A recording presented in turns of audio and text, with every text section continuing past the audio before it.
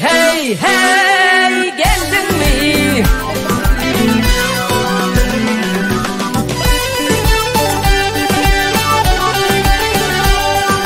Kör oğlu ve yar yoluna bas koyup, hayda asıp geçti didardan doyup, gel doyup.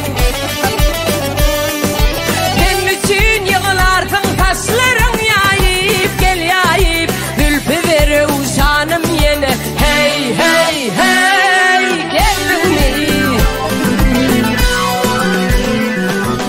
Geldin mi? Geldin mi? Geldin mi?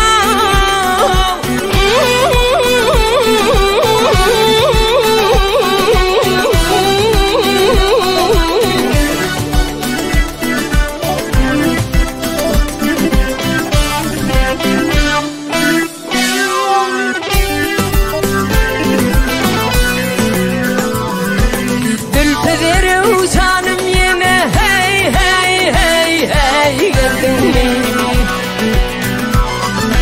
Bağlarda bostanım yine, hey, hey, hey, hey, geldin mi? Maralo, hey, hey, hey.